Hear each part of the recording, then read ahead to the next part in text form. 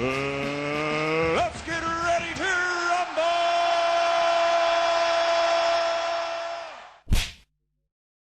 So it looks like Josh Taylor has got similar advice to like I was peddling on the weekly. I was saying he shouldn't go through with this Zubaida mandatory if he's going to stay at 140. He might as well prep as best he can to avenge the Catterall loss. Don't worry about keeping the extra strap. He's already down to 3 when they stripped him of the WBA, and now he's going to vacate this WBC belt. He's down to 2. We know he was undisputed. So he's got 2 straps left, WBO and IBF. If he's having trouble making the weight, how are you going to fight Zubaida first and then target Catterall after? He needs to avenge the Catterall loss if he can. That's a big ask. And then probably look to go up to 147, where it gets no easier. Right? Even if we dismiss the champions for now, Errol Spence and Terence Crawford, formidable task for Josh Taylor right now after watching him perform against Catterall. The likes of Boots, Ortiz, even a Conor Benn, these are difficult fights for him. These are difficult fights. 147 is no picnic. It's no joke. But yeah, he's 31 years of age. If he's going to dip back down into the 140 pool, take the Catterall fight and get out. Because it doesn't look safe for him to make the weight. A couple of them pictures I saw pre-Catterall, that's a man battling to make the weight. So he's vacated the WBC strap. Zubaida will fight Ramirez, which is a very good fight. Ramirez has defeated Zubaida already, defending that WBC strap. I'll have to try and revisit that fight to break down the rematch, because it's an excellent scrap. Now, hearing that, it looks like the talks were reopened for Ramirez to take on Conor Benn. So who's Conor going to be fighting now? That's off the table. And hopefully we're going to get Catterall versus Taylor. Massive grudge match. It's the logical fight financially in terms of legacy for both men. It's the natural fight after the controversy of the first fight. The forgotten man of boxing, he's not too pleased hearing that Zubaida is going to fight for that vacant WBC belt against Ramirez, and he's not too pleased hearing that Puella is going to fight Akhmadov for that WBA strap, the 2 belts that Taylor is having to forfeit. He's not pleased, the forgotten man of boxing. Now y'all tell me this, answer me this, right? How is 2 titles vacant? 2 fucking titles vacant, and I'm not fighting for either one of them. That shit don't make sense, bro. I was supposed to fight for the WBA. You saw what they did, right? And now the WBC, they got Ramirez and Jose Zepeda fighting each other for the WBC. And how I'm not even in the mix. First off, my last fight was a mandatory. If you know what mandatory means, that means I'm supposed to be next. I'm supposed to be right there next, right? What the fuck is going on, bro? Like, for real, what is going on? How am I even not fighting for either one of them? This shit is insane. Like, this shit not making sense. This shit is insane, bro. I'm fucking... I don't even know what to say, bro. Somebody fix this, please. Well, he wants answers. He's being mismanaged. Plain and simple. Now, he's ranked number 3 by the WBC behind Zubaida and Jose Ramirez, who are going to fight for the vacant strap that Josh Taylor's giving up. He's ranked number 6 by the WBA, behind the likes of O'Hara Davis. He's behind Sandor Martin. I don't know if O'Hara Davis is going to fight an eliminator against Sandor Martin to take on the winner of Puello and Akhmadov. I don't know. He's ranked number 5 by the IBF, number 6 by the WBO. So I don't know what Lou DiBella is doing, if he's looking after Regis's affairs, but he's been mismanaged. He could have easily have got a deal with the likes of Eddie, but he ended up on Triller, fucking around with Lou DiBella and Pro Bellum. Whoever's handling his affairs, I'm not lobbying with the sanctioning bodies to fix up his rankings and whatnot. And he's been kept out of the loop.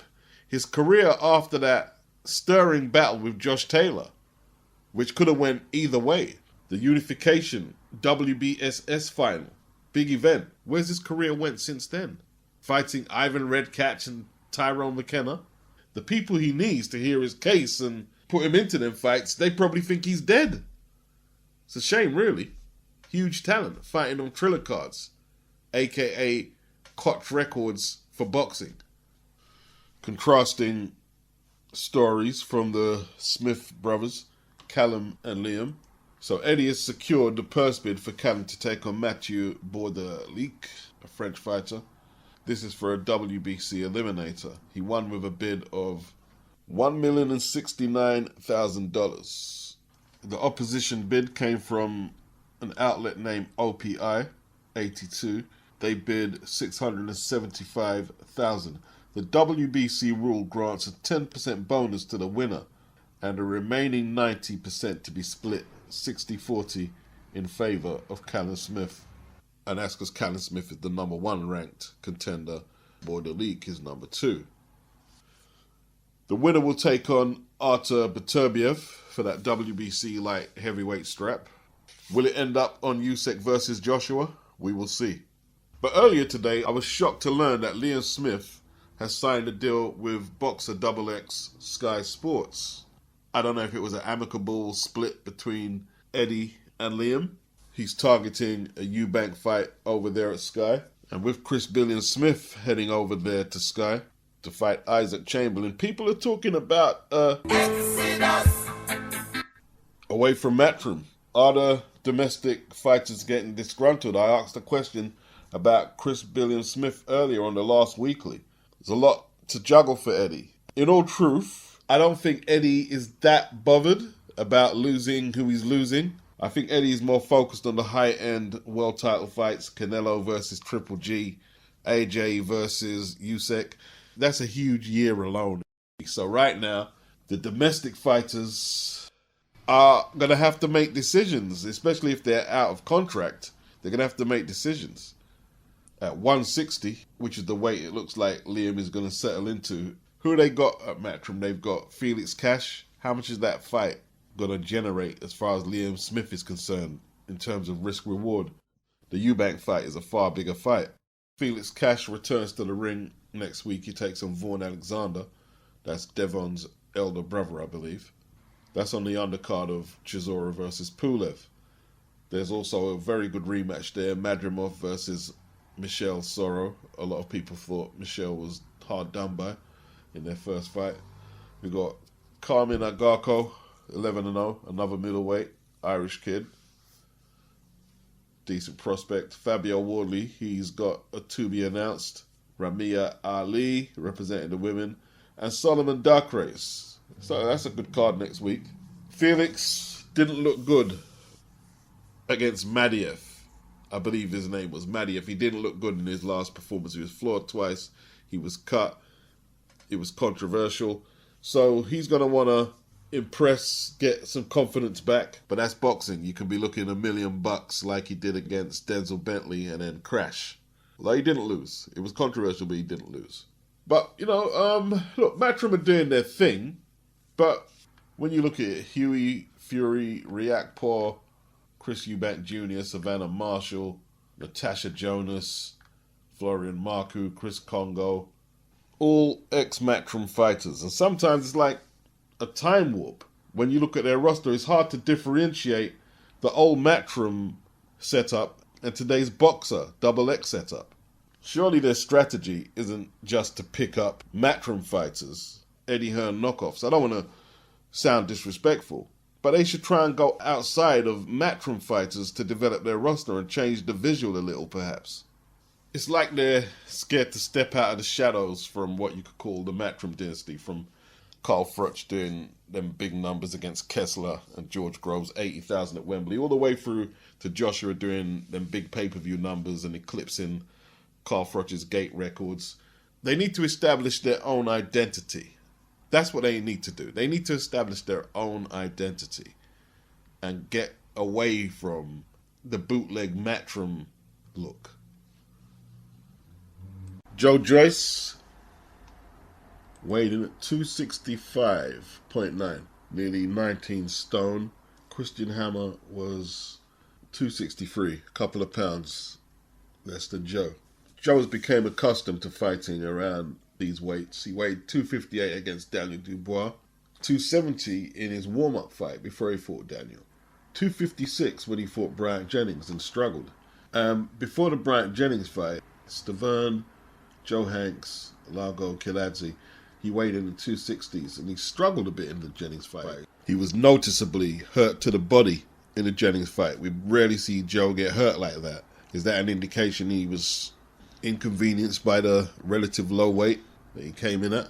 He debuted against Ian Lewison in 2017 at 255. But he looks like a 260 fighter right now. 260, late 250s perhaps. For Christian Hammer, he has came in at 260, 260 plus. Not sure how that works for him at 6'2.5", 78-inch reach. Joyce at 6'6" with an 80-inch reach. He can hold that kind of poundage better, at least you would have thought. Perhaps Joyce came in at 250 plus for Bryant Jennings because he knew Bryant was going to be nimble. I wouldn't get too comfortable with Joyce fighting at 265 because he hasn't fought any speedsters since Bryant Jennings. He may one day step in a ring, 265 or whatever, against someone with some quick feet, maybe quick hands, and it could be an issue. We saw Carlos Takam with his quick hands give him issues. Didn't have particularly fast feet, Takam, but hands, very quick. And I'm not banking on Christian Hammer providing speed to test Joe. Hammer is pretty slick though. He is pretty slick in a journeymanly type of way where he's not trying to win. And pretty much he's going to try and frustrate Joyce.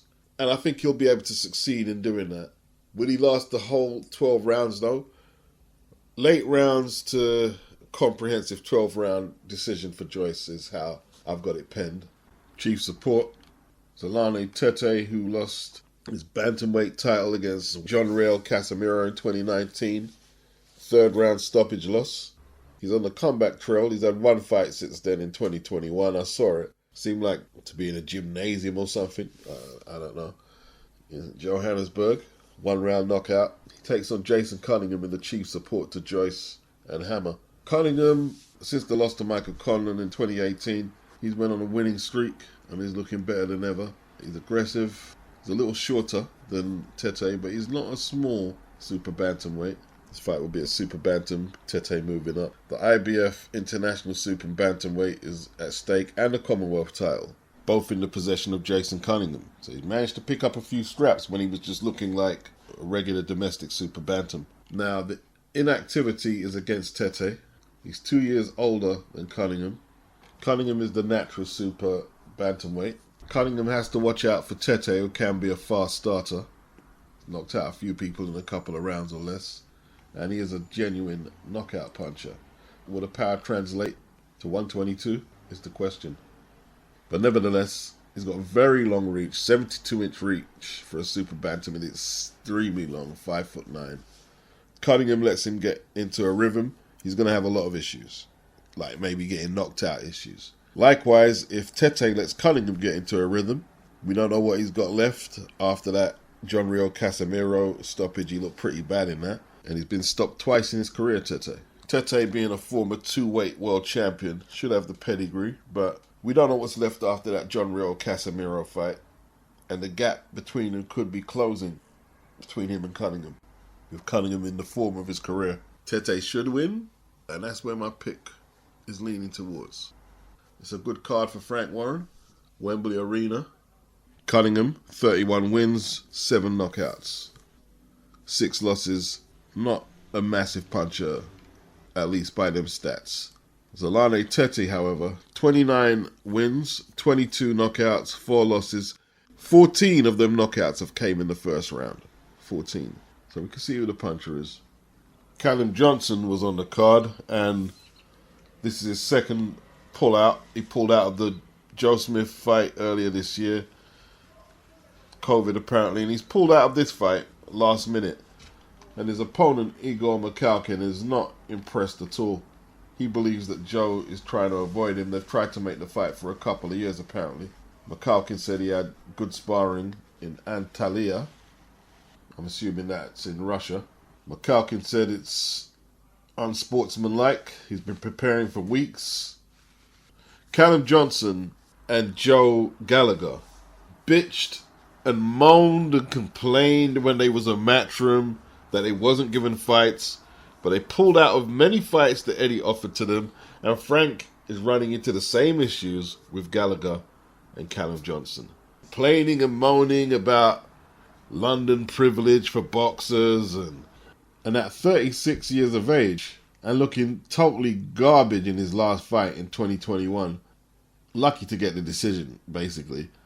You have to ask who he's going to blame now. Wait, is Frank the issue now? Is Frank fucking your career up? Looks like Tyson Fury wants to join his brother, who I call Tommy Furio. Basically John's Italian John. Looks like he wants to join him on the celebrity circuit. I mean, the IFL video with them going back and forth was comical. It was poorly choreographed WWE at its worst. Clearly wasn't mad at each other. But, you know, if they're going to fight and make money, the blueprint is there for that right now. This is what boxers, MMA fighters, fighters from other sports, YouTubers, celebrities, that's what they're doing now, these hybrid fights, trying to make money. THOR BJORNSSON, that's a silent J, pardon me if I pronounced it earlier. You'll have the strongman crowd coming over there. Some of the diehard Fury fans, they'll be over there. The car crash crowd, they might be heading over there. I read somewhere that Thor was in Game of Thrones, a very popular television series. I never got into it. I'll probably watch it in 4 or 5 years' time when everyone's forgot about it. But he's got a fan base, obviously. He's got a fan base. Frank Warren, he'll be cheering it on and promoting it like it's the greatest thing ever, while critiquing other promoters who put on similar hybrid, if you like, type fights. I tell you what, Joe Parker, forget about fighting Tyson Fury for the WBC title this summer, because it ain't happening. Not gonna happen. Not gonna happen! No, not gonna happen! That was a savage fight, you know, at a Gold Coast Convention Centre, Broad Beach, Australia. As Jai OPETAIA took the IBF and Ring Magazine titles from MARIS BRIEDIS. Savage fight. How there wasn't an official knockdown is beyond me. Because they threw some hard punches there. Some of the hardest punches you'll see in a cruiserweight title. They were both eating each other's shots. It was crazy. Jai, I believe, was on the floor in the 11th or 12th, but it wasn't so much for a punch. He was falling apart, though. He was falling apart. BRIEDIS was cut in the first round. I didn't see what caused it. BRIEDIS went to the body in the second quite effectively. But I don't know if he was mentally right, because sometimes it looked like he was moving and then he would stop and it'd allow OPETAIA to flurry.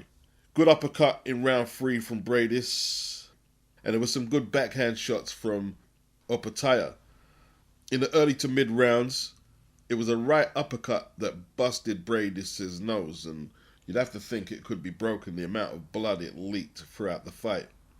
BRIEDIS was disciplined and was determined, but I believe BRIEDIS, who had his mind focused, wouldn't have been so easy distracted from the game plan of going to the body, which I believe would have brought dividends in them championship rounds. But yo, it's him going in the ring, not me, and it's not easy. Like, that Jai front, a southpaw stance was big, he was quick, had good leverage on his shots, so it wasn't easy. In the middle to championship rounds, Jai was doing his thing. He looked like $1 million. Good variety from that southpaw stance. That backhand was doing a number on BRIEDIS, it seemed. He couldn't get BRIEDIS out of there, who epitomized toughness. No doubt about it. And so did Jai. BRIEDIS, to me, he rallied in the 7th, and then championship rounds, I thought he swept the last 3 or so rounds, BRIEDIS. I didn't have an official scorecard. Jai was hurt. His jaw appeared to be broken. His left eye looked pretty banged up too. Like I said, I didn't have a scorecard. It looked like an evenish fight. Maybe a tough way for the champion to lose his belt. The commentary was biased, and being it was in Australia, you wouldn't expect nothing less, I guess. But good win. Good win for Jai. BRIEDIS took his mandatory on in Australia in front of his promoter's niece and Callie Sowland. And they couldn't do nothing because they watched the belt exchange hands. Watching that fight, a rematch wouldn't be a bad idea. I don't know if it would be as intense a next fight between the two if it would be as intense as that one. And they both need a long time to recover from their injuries. Is BRIEDIS' nose broken? Is OPETAIA's jaw broken? Jai showed some promise. He did. He doesn't beat Lawrence Okolie, in my humble opinion. And I don't think the Australians would be in a hurry to make that fight. Definitely a must for coaches to show their boxers how tough you have to be a prize fighter, though. Definitely a must. Brutal fight. Some great skills by Jai. Some good skills by BRIEDIS as well. I don't know how distracted BRIEDIS was, because he was looking for one of them YouTuber fights with Jake Paul, wasn't he? See him dressing in Super Mario uniforms, making rap songs. Was his mind totally on the job? I have to wonder. 37 years of age. What's left in the tank? He did take a beating in there. I tell you what, though. The Australians are fully behind Jai. And he won't be leaving Australia to fight anywhere unless he's mandated by a purse bid. Because they know what they're doing out there. They've got the bug for boxing right now. And Dean Lonigan, who put on the event, promoted the event. Maybe Callie and Nice should have put a little more out on that purse bid and kept it in perhaps a more neutral territory for BRIEDIS. They know what they're doing out there. They missed the trick on this one, like, couldn't the Salons work out a deal that they could have put this on Channel 5? The only way for the UK fans to watch it was on Fight TV. And no disrespect, I didn't watch it on Fight. I didn't. I'll say no more. But it looked like a big crowd in there. And now he's got the belt. Sky's the limit. They've got the bug out there. They got the bug. Could be stadium fights, sold out crowds, and all of that. That could have been a sold out crowd there today. I mentioned Okolie, and I didn't see this tweet before I mentioned him, but yo, he popped up. He popped up and he had something to say. I pray OPETAIA is on all the smoke. I want that work immediately. Yes, indeed. Yes, indeed. Maybe Eddie and DAZN should make an offer. And Lawrence Okolie should go out there, challenge for the Ring Magazine and IBF title, and go over there and do it. Just like Devin. What else is out there for Lawrence? Could use a dance partner like that.